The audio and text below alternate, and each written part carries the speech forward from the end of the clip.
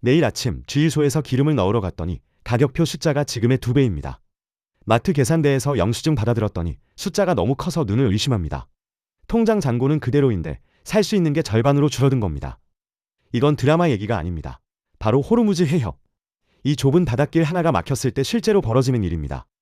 전 세계에서 쓰는 석유 3통 중 1통이 이 길을 지나갑니다. 그런데 지금 이 길목을 쥐고 있는 이란이 언제든 틀어막을 수 있다는 듯 버티고 있습니다. 왜 저 멀리 중동 사막의 싸움이 우리 밥상값과 월급 봉투를 직접 건드리는 걸까요? 2024년 봄, 이란 드론이 이스라엘 하늘을 날아가던 그 밤, 기름값은 출렁이고 달러는 뛰어올랐습니다.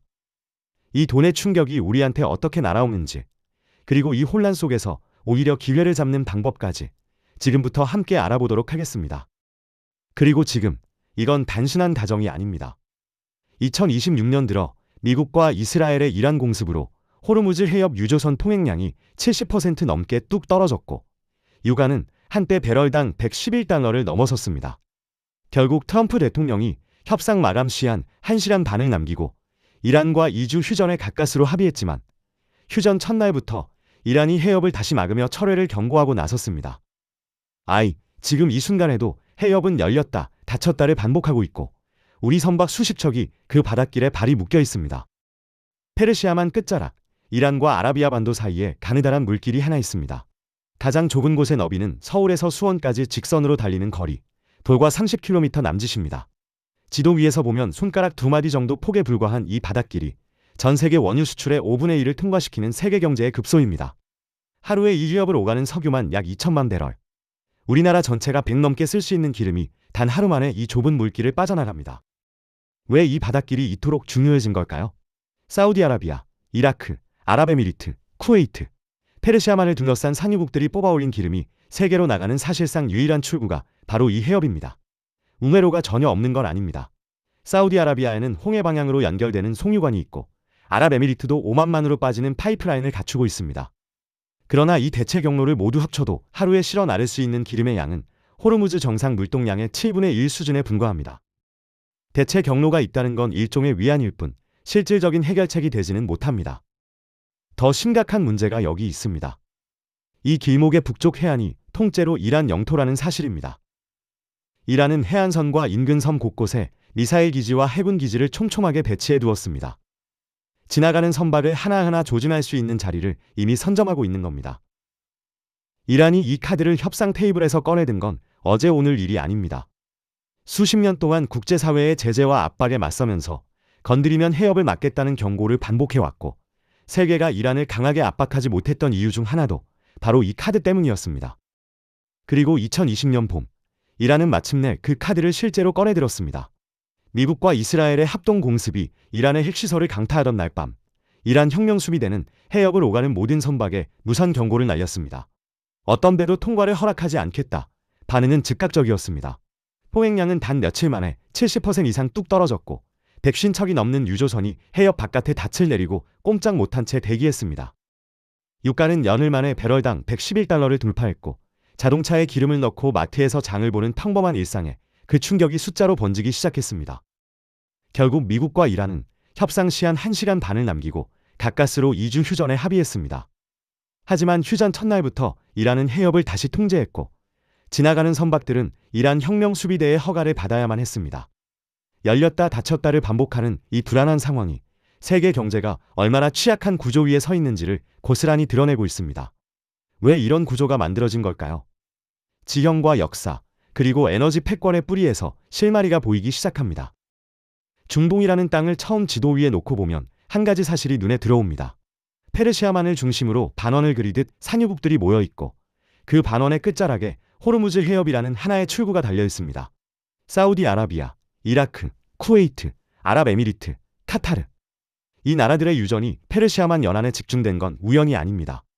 수억 년 전 이 지역이 얕은 바다였을 때 퇴적된 유기물이 지각의 열과 압력을 받아 석유로 변했고 지형 특성상 그 기름이 빠져나가지 못하고 두꺼운 안반층 아래 고스란히 갇혀 남았습니다. 땅을 파면 기름이 나오는 구조가 자연스럽게 만들어진 겁니다.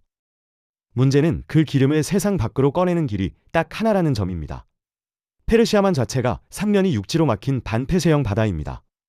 우리나라로 치면 서해가 아예 꽉 막혀 있고 인천 앞바다를 빠져나가는 물목이 딱 하나만 남은 상황과 비슷합니다. 그 유일한 출구가 호르무즈 해협이고 그 해협의 북쪽 절반이 이란 땅입니다. 지리가 만들어낸 구조가 이란에 엄청난 전략적 힘을 쥐어준 겁니다. 이란이라는 나라 자체도 들여다볼 필요가 있습니다. 이란은 중동에서 사우디아라비아 다음으로 넓은 나라로 면적이 한반도의 7배가 넘습니다. 인구도 8천만 명을 훌쩍 넘어 중동에서 가장 많은 편에 속합니다. 페르시아 제국의 후예라는 역사적 자부심도 강합니다. 이란은 스스로를 아랍 국가들과 구별되는 독자적인 문명권으로 봅니다. 이런 배경 위에서 이란의 외교는 늘 두 가지 축으로 움직여 왔습니다. 하나는 중동 내 맹주자리를 두고 사우디아라비아와 벌이는 오랜 주도권 경쟁이고, 다른 하나는 핵 개발을 둘러싼 미국 이스라엘과의 정면 대결입니다. 경제 제재로 국제 무대에서 고립된 이란에게 호르무즈 해협은 사실상 유일하게 남은 협상 카드였습니다. 잃을 게 없는 나라가 가진 가장 위험한 무기, 그게 바로 이 해협이었습니다. 이란은 자국 경제가 어려워질수록 이 카드를 더 강하게 흔들었고, 국제사회는 그때마다 압박의 강도를 조절해야 했습니다. 제재를 너무 세게 조이면 이란이 해협을 막아버릴 수 있고, 그러면 전 세계 기름값이 폭등하면서 제재를 가한 나라들 자신도 타격을 입는 구조였습니다. 이란을 압박하기 어려웠던 이유가 이란의 군사력 때문만은 아니었던 겁니다. 결국 이건 단순한 군사 충돌의 문제가 아닙니다. 지형이 만들어낸 구조 위에 역사가 쌓아올린 자존심이 얹히고 경제 제재가 만들어낸 절박함이 더해진 결과입니다.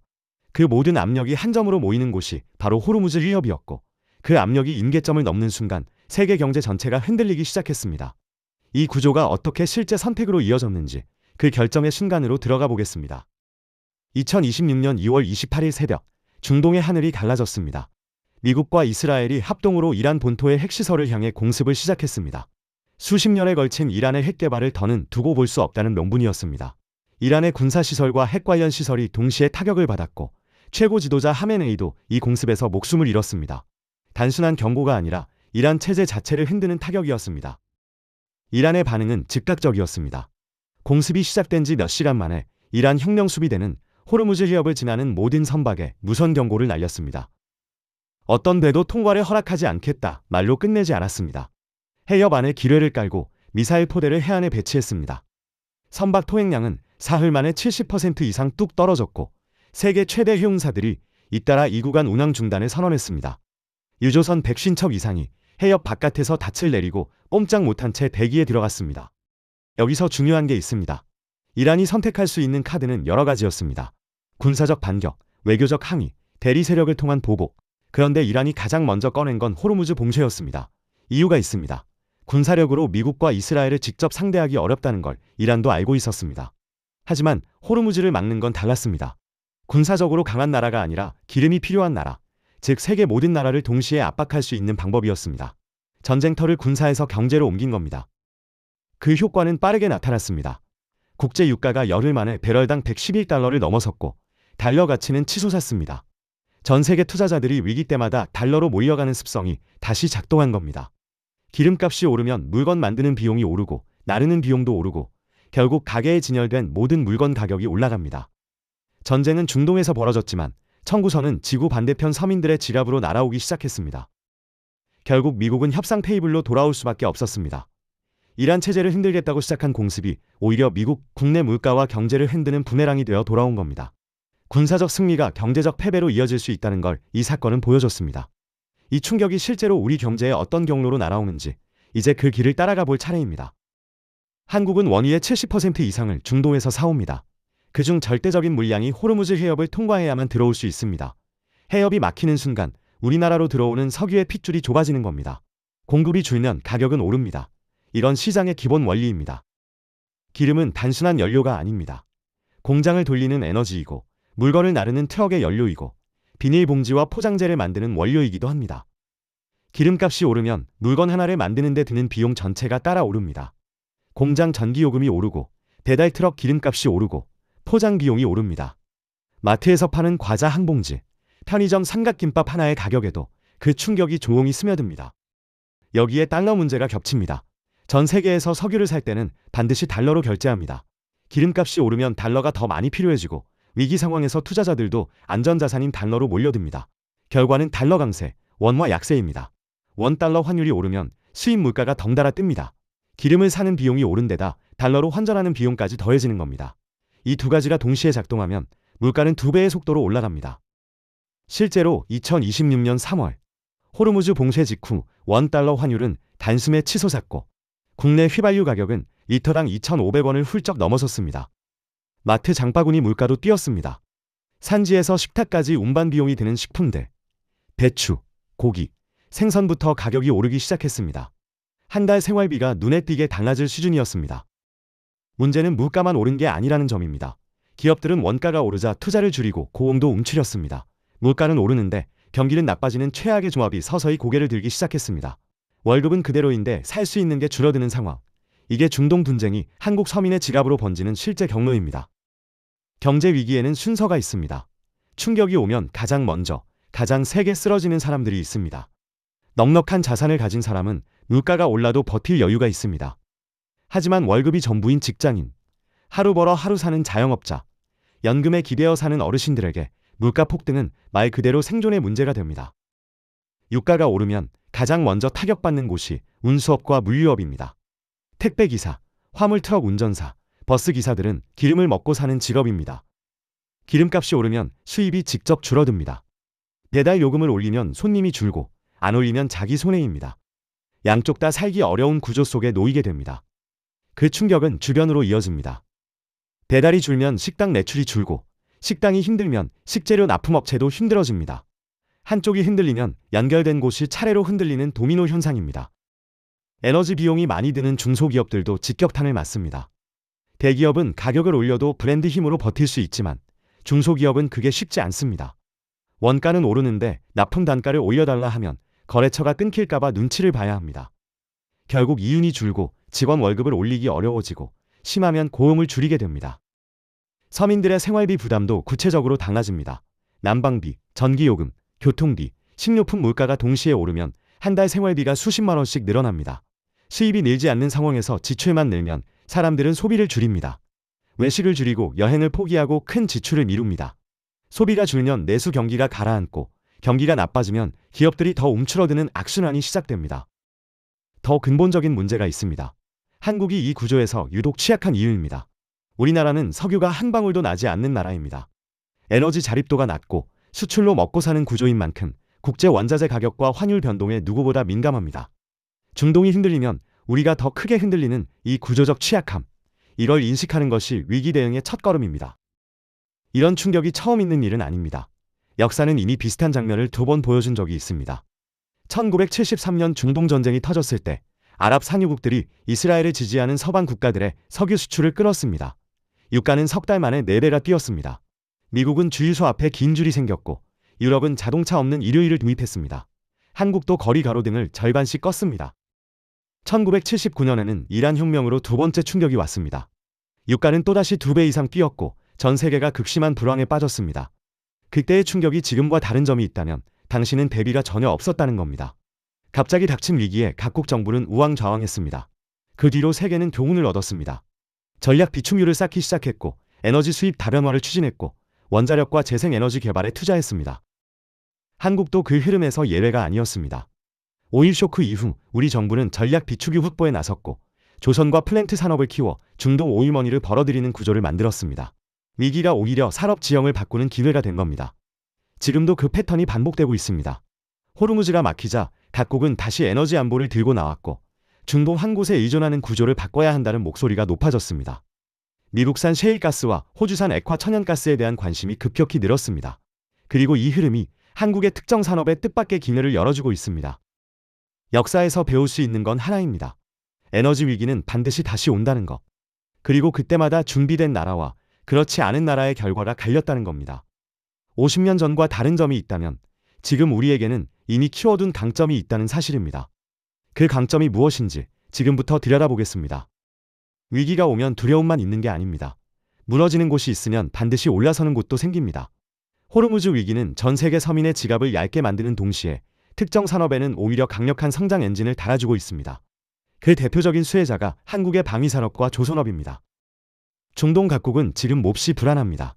이란이 해협을 태워막고 드론과 미사일을 쏘아대는 상황에서 사우디아라비아, 아랍에미리트 같은 나라들은 자국 방어 능력을 키우는데 돈을 쏟아붓고 있습니다. 미국산 무기가 최고이긴 하지만 주문하고 받기까지 몇 년이 걸립니다. 당장 내일이 급한 나라들이 눈을 돌린 곳이 한국입니다. K9 자주포, 천무 다연장 로켓, FA-50 겹전투기. 한국 무기는 성능 대비 가격이 좋고 납기가 빠르고 부품 공급도 안정적입니다. 중동뿐 아니라 동유럽, 동남아시아까지 한국 방산업체의 주문이 밀려들고 있습니다. 조선업도 마찬가지입니다. 호르무즈가 막히자 세계는 에너지 공급망을 다변화해야 한다는 사실을 절감했습니다. 중동 원유 대신 미국 텍사스산 셰일가스, 호주산 액화 천연가스 수입이 급격히 늘고 있습니다. 이 가스를 영하 162도로 냉각해 액체 상태로 실어 나르는 배가 LNG 운반선입니다. 이 초대형 특수선을 제대로 만들 수 있는 나라는 사실상 한국과 중국뿐입니다. 그런데 중국산은 품질 신뢰도가 낮고 이란과 협력 관계인 탓에 서방 국가들이 꺼립니다. 결국 주문이 한국 조선소로 쏟아지는 구조입니다. 그리고 바로 며칠 전 예상 밖의 반가운 소식이 들어왔습니다. 사우디아라비아, UAE, 쿠웨이트, 카타르, 오만, 바레인 등 걸프협력회의 앱개국 대사들이 한국을 최우선 협력 대상국으로 선언하며 에너지 안정 공급을 약속했습니다. 단순한 외교적 인사치레가 아닙니다. 이 약속이 나온 배경에는 냉정한 계산이 깔려 있습니다. 한국 정유사들이 보유한 원유 고도화 설비가 세계 에너지 공급망에서 핵심 역할을 하기 때문입니다. 황 성분이 많은 중동산 원유를 고부가 가치 제품으로 바꾸는 설비를 한국이 대규모로 갖추고 있어 중동 입장에서도 한국을 놓치면 시장 지배력이 흔들리는 구조입니다. 한국이 일방적으로 도움을 받는 게 아니라 서로가 필요한 관계, 즉 진짜 파트너십이 이번 위기에서 확인된 겁니다. 물론 이 모든 기회가 저절로 돈이 되는 건 아닙니다. 방산 수출도 외교적 조건이 맞아야 성사되고 조선 수주도 실제 돈을 받기까지 몇 년이 걸립니다. 당장 내 지갑이 얇아지는 고통이 이 기회로 바로 상쇄되진 않습니다. 하지만 방향은 분명합니다. 위기는 지형을 바꾸고 바뀐 지형 위에서 준비된 자가 앞서 나갑니다. 수십 년 동안 쌓아온 한국의 기술력과 신뢰가 이 혼란 속에서 빛을 발하고 있습니다. 결국 이 모든 이야기가 우리에게 남기는 교훈은 하나입니다. 에너지는 단순한 자원이 아니라 권력이라는 사실입니다. 기름 한 방울 나지 않는 나라에서 석유에 의존해 살아가는 한 우리는 늘 이 구조의 영향 아래 놓일 수밖에 없습니다. 호르무즈가 막혔을 때 우리 정부가 할 수 있는 일은 많지 않았습니다. 비축유를 풀고 산유국에 특사를 보내고 대체 공급처를 찾아 뛰어다니는 것이 전부였습니다. 한국에 주어진 경고가 여기서 읽힙니다. 에너지 수입 경로를 다변화하지 않는 한, 재생에너지와 원자력을 포함한 자체 에너지 기반을 키우지 않는 한, 이런 충격에 반복적으로 노출될 수밖에 없다는 겁니다. 지금 이 위기가 일회성으로 끝날지 아니면 앞으로 더 자주 반복될 패턴이 될지는 아무도 장담할 수 없습니다. 하지만 중동의 불안정이 구조적으로 깊어지고 있다는 것, 에너지를 무기로 쓰는 방식이 이제 낯설지 않은 시대가 됐다는 것만은 분명합니다. 개인으로서 우리가 할 수 있는 일도 있습니다. 에너지 가격이 왜 오르는지, 그 충격이 내 생활에 어떤 경로로 연결되는지를 이해하는 것입니다. 위기 상황에서 현명한 판단을 하려면 구조를 알아야 하기 때문입니다. 무작정 불안해하거나 반대로 남의 일처럼 외면하는 것보다 지금 무슨 일이 벌어지고 있는지를 제대로 이해하는 것이 먼저입니다. 오늘 이 영상이 그 이해의 첫걸음이 됐으면 합니다. 마지막으로 한 가지 질문을 드리고 싶습니다. 호르무즈 해협이 완전히 열리는 날이 오더라도 우리는 정말 이 구조에서 벗어날 수 있을까요? 아니면 다음 위기가 올 때까지 잠시 잊고 지낼 뿐일까요? 오늘 영상이 유익하고 재밌으셨다면 구독과 좋아요 부탁드리겠습니다. 영상 제작에 큰 힘이 됩니다. 다음 영상에서 뵙겠습니다.